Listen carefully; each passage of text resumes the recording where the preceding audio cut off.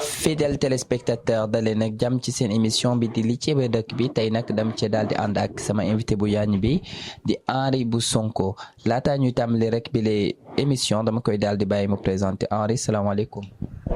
waaleykum salaam Mountaga maa ngi nuyu ñëpp ñi nga xamante ni actuellement ñu ngi ñuy seetaan di seetaan télé bi nga xamante ni moo di Archprod TV vraiment ñi ngi am contentement di am mbégte ci ñëwaat fii parce que daanaka fii suñu kër la waaw.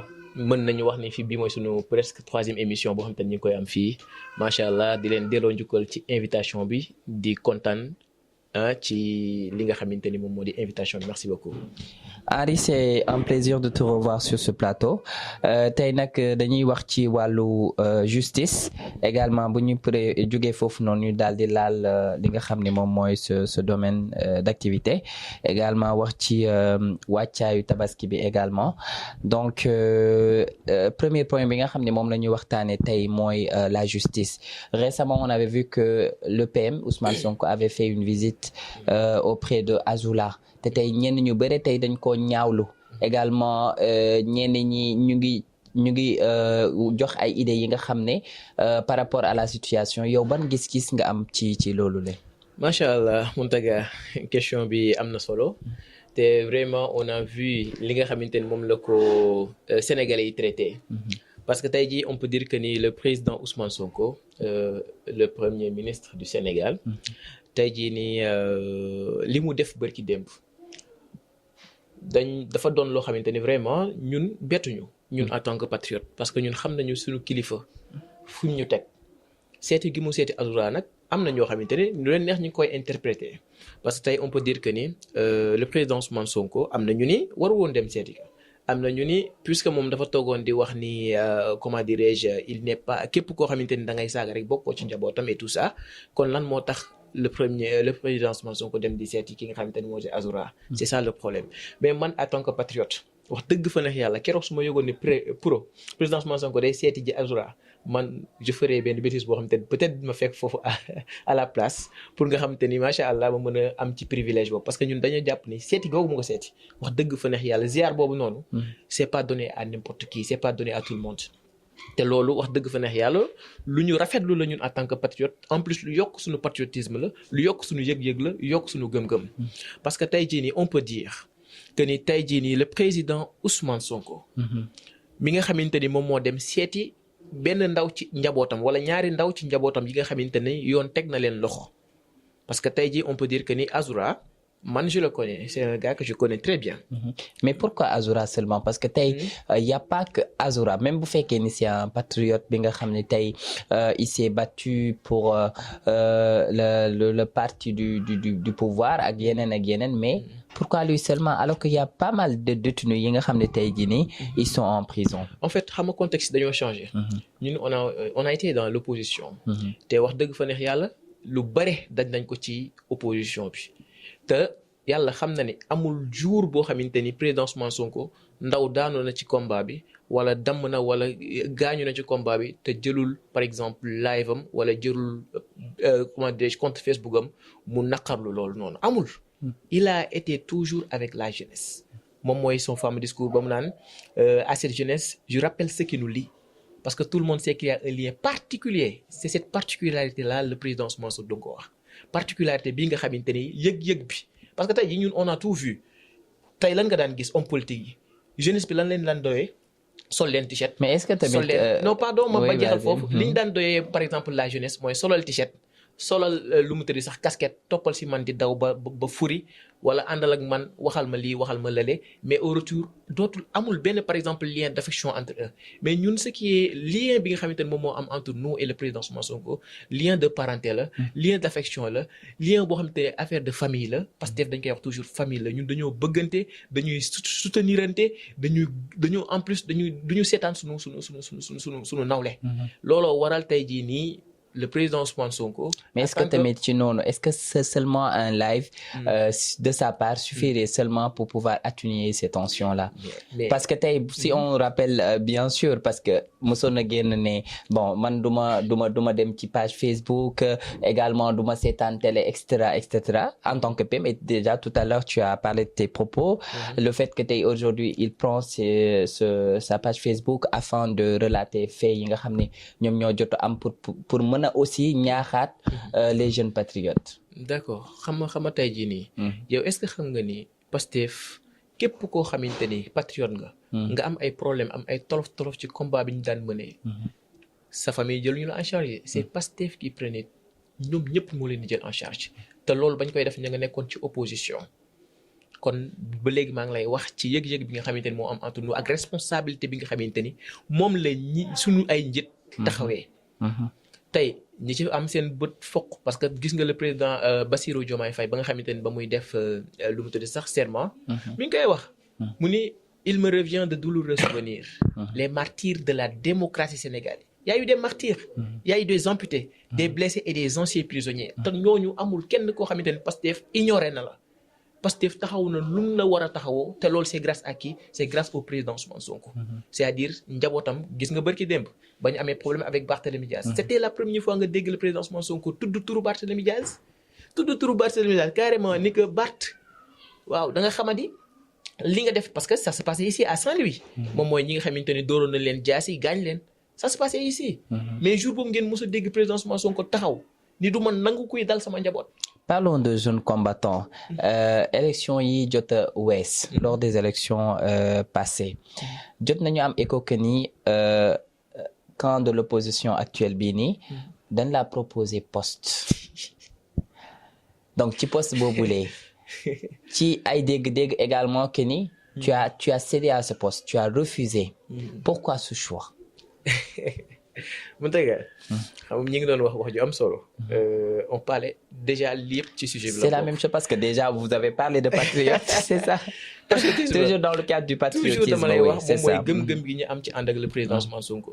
gis nga tey jii nii ñun tolloon nañ ci gëm projet bi. tey bu ñu doyee def politique aujourd'hui c'est grâce au président Ousmane Sonko. sincèrement nag tey bu ñu amee tawhid ci li nga xamante ne moo di politique am gëm-gëm bi gëm ni tout peut changer c'est grâce au président Ousmane Sonko parce que ñun on faisait partie des jeunes yoo xamante ni on ne s'intéressait pas à la politique li ñu intéressé woon c'était tout simplement man j'étais à l'UCAD ba nga xamante ni ba may jël par exemple engagement ànd ak président Ousmane Sonko j'étais à l'UCAD mais j'étais quelqu'un qui ignorait totalement carrément la politique ça ne m'intéressait pas ce qui m'intéressait moom mooy nekk samay activité mais le jour où j'ai entendu le président Ousmane Sonko parler quand il nous parlait de tout ce qui se passe actuellement bi nga xam te ñu koy dund quand il nous parlait par exemple de pétrole des ressources naturelles man je me suis dit que waaw mais c'est le gars qu'on cherchait kii la ñu soxla te kii lim ñuy wax nii bu dee lii moom moo am mais pourquoi pas ne pas être parmi les premiers à le soutenir et man foofu laa demee avec lui jóge Dakar ñëw fii xaw ma sax fan la siège Pastef nekk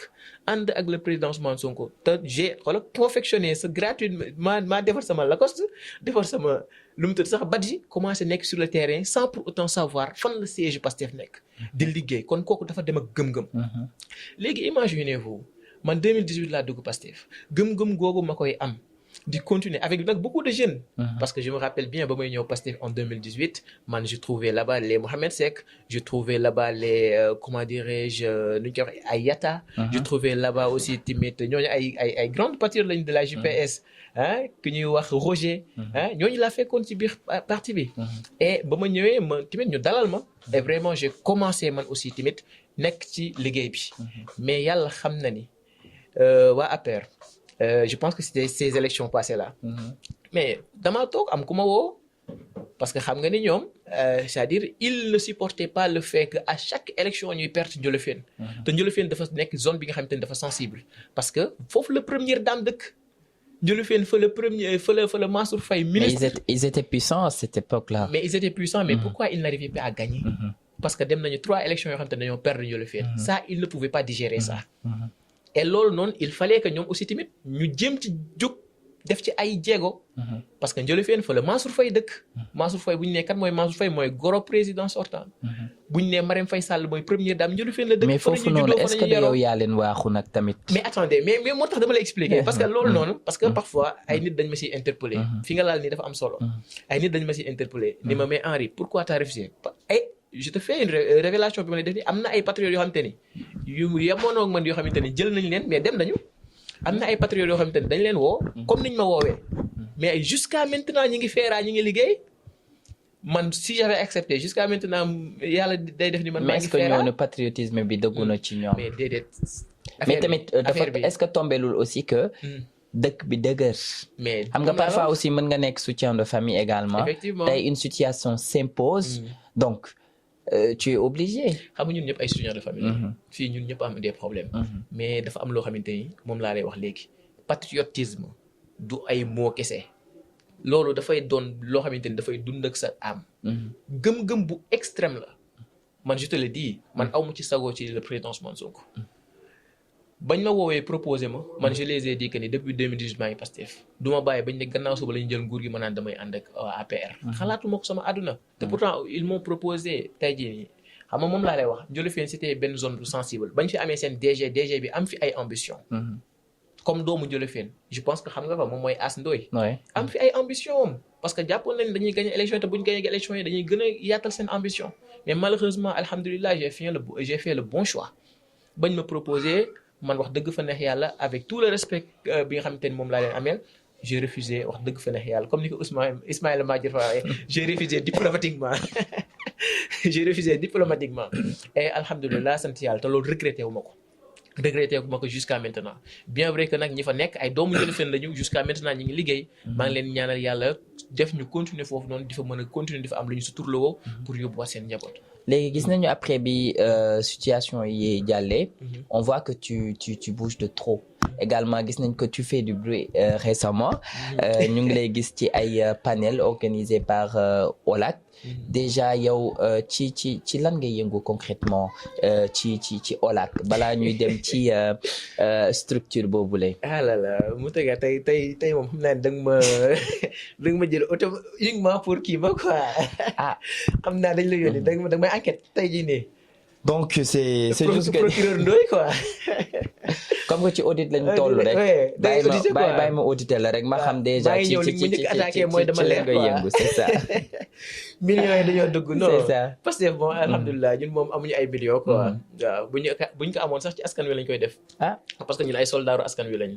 bon macha allah question bi nga laal dafa am solo déjà maa ngi nuyu sama DG Diarra Sow vraiment mu doon ki nga xamante ni wax dëgg fa neex yàlla ku ma bëgg.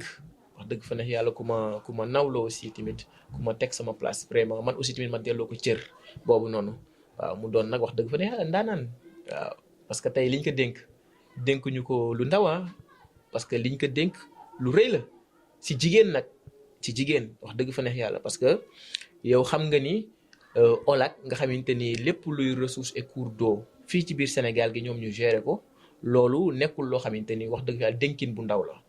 parce que képp ku wax ndox wax par exemple vie kon liñ ko dénk dafa am rapport ak chaque vie de chaque Sénégalais waaw kon ñu ngi koy ñaanal yàlla réussite ñu ngi koy ñaanal yàlla aussi tamit gis nañu ay jéego yoo xamante ni teg na ko fii nii les projets qu'elle est en train d'enchaîner ñu ngi koy gis de partout récemment elle a été en Chine puis en Espagne lépp ci cadre liggéey bi nga xamante ni moom la ko jox mu doon ku àttan liggéey bi mën liggéey bi maîtriser liggéey bi parce que le président Ousmane Sonko ni mu waxoon l'homme qu'il faut à la place qu'il faut tey jii loolu lañu jëfee ci cadre am parce que moom domaine am lañ ko jox en plus mu ciy def ay résultats yu excellents résultats yu extraordinaires. Pourquoi le choix pourquoi t'as porté le choix sur elle alors que am na yeneen DG yi nga xam ne dañoo am vision bu assez large par rapport ak leur domaine d'activité te aussi ce sont des patriotes pourquoi le choix sur elle. bon man moom sama nit la pour dire vrai parce que man ak moom depuis 2018 la ba ma duggee biir Pastef wax dëgg fa neex yàlla mu def ma rakkam ma def ko sama mag on a cheminé ensemble waaw parfois sax da nga gaay génnee suñu yenn images yi beaucoup de nos images on a fait beaucoup de combats ensemble moo tax man je me sens très à l'aise à côté d'elle mais nag attention gars yi dañuy wax nekkuma Olak. ah boo ko nekkul de dafa mel ni mais en fait bon nekkuma Olak. mën nañ wax ni que ni actuellement yaa ngi gérer un grand poste ci Olak. amiin njortu la rek. amiin est-ce que sax amul. non est-ce que sax amul. non pour dire vrai. Mame Diarra c'est DG Diarra Sow c'est quelqu'un koo xamante ni ñun du ñu arrêté di ko soutenir wax dëgg fa ne parce que ji nañu loo xamante ni ñu koy tax di ko soutenir. ñuy continuer di ko soutenir parce que jigéen la te wax dëgg fa neex yàlla jàmbar la. Et quand on parle de Lyon c'est elle la Lionne de Saint-Louis. Parce que tey jii nii encore une fois dénkuñu ko loo xamante ni dafa tuuti. Et ça je parle à ses détracteurs ñi nga xamante ni parfois dañ koy teg lii wala nañ ko jàppale mu liggéey. Parce que jigéen la boo xamante ni elle a des ambitions. jigéen la boo xamante ni dafa am vision. jigéen la tamit jigéen bu mën góor la. te wax dëgg fa neex yàlla tey jii nii jàmm gën lew na ñoom dañoo fier ci am gi ñu am Diarra Sow comme mu doon DG. mi ngi leen di jàppale. mi ngi liggéey te ñooñu wax dëgg fa yàlla bu ñu siggee tey jii nii wax dëgg fa neex yàlla c'est grâce Diarra Sow am na ci part de responsabilité bu rëy parce que man je fàttaliku ma jàmm gën fu mu amee li nga xamante ni bon peut-être amoon nañ benn député ay mais DG bi nga xamante ni dénk nañu que liñ ko dénk vraiment c'est quelque chose boo xamante ni. donc Henri vu aussi ak exploit yi nga xam ne jot nga ko def. vu également travail bi nga xam ne yaa ngi ko doon mener. pour Pastef. pour aussi naatal sa dëkk bi nga xam ne moom mooy Saint-Louis. peut-on envisager Henri. plus tard dans les élections municipales à venir. mu nekk maire de Saint-Louis ou bien adjoint maire de Saint-Louis. macha allah parce que bon. loolu moom bon dama la ci sawar a répondre. parce que ñun nous sommes des jeunes yoo xamante ne on fait de la politique. mais on a des ambitions. politiques yoo xamante ne wax dëgg fa neex yàlla. man sama rêve c'est d'être le président de la République du Sénégal. un jour incha allah. mais actuellement ce que je veux man li ma gënal man Ndar rek laa am. te dama bëgg Ndar dama gëm Ndar te dama gëm ni Ndar mën na dépasser fi mu toll nii. parce que Ndar quand on parle de Saint-Louis moom amul fu ko gën a rafet ci buñ ko defaree. Saint-Louis amul fu ko gën a mën a dugal Sénégal ci xaalis ci buñ ko defaree. tey on parle de pétrole on parle de gaz mais Saint-Louis lan la mën a def ci tourisme bi côté tourisme bi. Saint-Louis lan la mën a def ci côté par exemple jaay Sénégal. Saint-Louis lan la mën a def ci wàllum par exemple industrialisation. ci industrie bi Saint-Louis lan la ci mën a def. tey buñ dee pêche ni Ndar. buñ nee agriculture ni Ndar buñ nee ndox ni Ndar buñ nee pétrole ni Ndar buñ nee gaz ni Ndar mais doomu Ndar mënul sentir boppam biir Ndar. c'est quoi le problème. léegi man benn question la am. mooy que la seule critique je peux dire bi nga xam ne tey ñu ngi koy adressé ci Pastef. moom mooy la non décentralisation des choses. c'est-à-dire que tout est centralisé à Dakar. te yow non en quelque part. là je suis pas d'accord avec toi. waaw d'accord foofu après mën nga ma tontu. donc est-ce que il y a une centralisation pour le moment parce que tey mën nañu wax ni que ni am na ay jéego yi nga xam ne ñu ngi koy jóg a def. mais en termes de transport en termes de quelques petits projets tey on voit plus que c'est plus à Dakar mais yow yan gis-gis nga mën a ñu wax par rapport ak loolu mais xam nga tey jii nii man soo waxee loolu damay jaaxle sax parce que tey jii nii ñun on vient d'arriver on a fait je crois 1 an 2 mois et quand on parle de décentralisation je pense que ñun ñii dañ ñu war a jox sax chapeau bi parce que tey jii ñii ñun loolu lu ñu gëm la lu ñuy jëfe la lu ñuy prôner dañ koy prôner tey bu ma la waxee rek ci cadre OLAC quand on parle de Promoren mu nekk benn projet boo xamante ni dañuy comment dirais-je rassembler les ressources en eau du Nimja Bolon nga xamante ni ña ngi koy defee fële ca Koungheul nga xamante ni Koungheul amul ndox amul dex amul dara mais gars yi ils vont dañ fay indi parce que ñun bañ demee Koungheul dem naa participer naa mais lan lañ doon demander ñun bañ leen demander mais gars yi comment ils vont faire pour amener ici de l'eau parce que zone désertique la ndox jegewu ko te ndox bi boo xoolee ñu ngi koy puiser à des centaines et des centaines de kilomètres pour mën a fa def benn dex boo xamante ni non seulement dina dimbale waa dëkk ba ci cadre ñu am ndox mais dina leen dimbale ñu bay di leen dimbale ñu sàmm di leen dimbale ñu napp mais loolu c'est un projet boo xamante ni bu demee à son terme lu rëy la ci Sénégal. Je pense que c'est projet possible. bi nga xamante ni moom la ñu am à Bakel. aussi la même chose. Projet bi nga xamante ni mooy le Ferlo nga xamante ni tamit même chose la mais actuellement le gouvernement est en train de travailler et il faut l'applaudir de ce qu'on est en train de faire là dafa doon li nga xamante ni dafa wër Sénégal ki actuellement yamul kese à Dakar. Parce que mënoo ma wax ñun ban projet la ñoo xamante ne moom la ñu lancé à Dakar boo xamante ne actuellement c'est des projets terminés des projets de Macky Sall qu'on est en train de comment dirais-je d'inaugurer et de tout mais ñun suñu ay vision te loolu mënul ñàkk bañ a comment dirais-je lu mu tëddee sax ay projet Macky Sall ñu kii ko inauguré ko loolu mënul ñàkk te c'est des projets yoo xamante ni tout est concentré là-bas à Dakar. C'est une continuité la mais ñun suñu ay objectifs. gis nga ici à Saint-Louis war nañ fi tabax benn hôpital bu mag si vous faites des recherches daa ko gis et partout noonu la demee ñun li ñu gëm man bokk li ma gëm Pastef li mu gëm moom mooy la décentralisation parce que il y a de la potentialité dans toutes les régions du Sénégal et potentialité yooyu une fois que nga exploité ko ba day tax sax tey jii nii gars yi le fait que les Saint-Louisiens di dem Dakar di wuti fa liggéey wala keneen ak keneen jàpp ne Dakar rek la ñu mën a amee liggéey loolu lay jeex. parce que bu ñu jëlee potentiel yi am ca dëkk ba. ñu investir ba fexe ba potentiel yooyu di jur liggéey. waa dëkk ba dootuñu génnati foofu feneen di fa wuti liggéey mais daañu des ca dëkk ba loolu moom mooy mentalité Pastef loolu moom mooy idéologie Pastef te loolu actuellement ñu ngi koy jëfee. La régie nous annonce que on est au terme de notre émission. lan ngay tàggatoo ak fidèles téléspectateurs. macha allah am na solo te xam naa ni vraiment lu neex du doy. comme ni nga tàmm di ko waxee. juste j'aimerais dire quelque chose par rapport à nga xamante ne Ndiolofène bi ma dëkkee. samedi bi organisé woon nañ fa benn li nga xamante ni moo di set setal suivi de reboisement.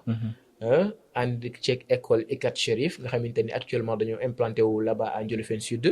ànd ceeg tamit ay doomu Ndiolofène ñoo xamante ni vraiment ça a été benn set setal bu réussi boo xamante ni wax dëgg fa neex yàlla la population génn nañu participer nañ ci massivement et vraiment ñi ngi jaajëfal mooy le directeur de l'école ICAT Chérif. monsieur Fall. di jaajëfal aussi tamit monsieur Doucouré. moom mu nekk foofu surveillant en même temps nekk professeur ci l'école ICAT Chérif ñi ngi jaajëfal ki nga xamante ni moo di Amdi Seck parce que c'est vraiment un jeune. bi nga xamante ni il a des ambitions pour Ndiolofène.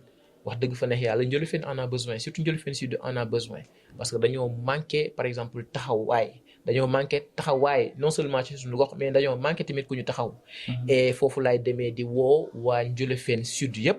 di leen wax ni actuellement du yàgg dara dañuy lancer li nga xamante ni benn mouvement bu rëy pour Ndiolofène Sud di ci woo ñëpp ñoo xamante ni wax dëgg fa neex yàlla gëm nañ ni Ndiolofène Sud fi mu toll nii mën na ko raw.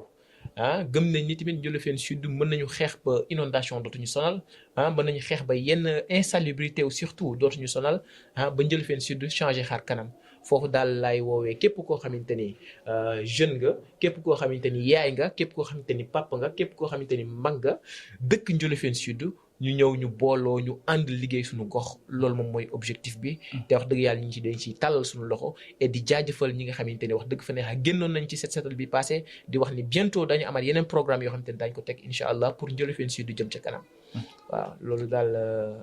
merci beaucoup Henri di la jaajëfal toujours ci réponse ci invitation bi. waaye également di jaajëfal samay techniciens yu yaan yi nga xam ni ñoo jàpp ci bile émission. di leen jox dig daje ci bi leen rubrique dans votre émission li ci biir dëkk bi à la prochaine. ok merci.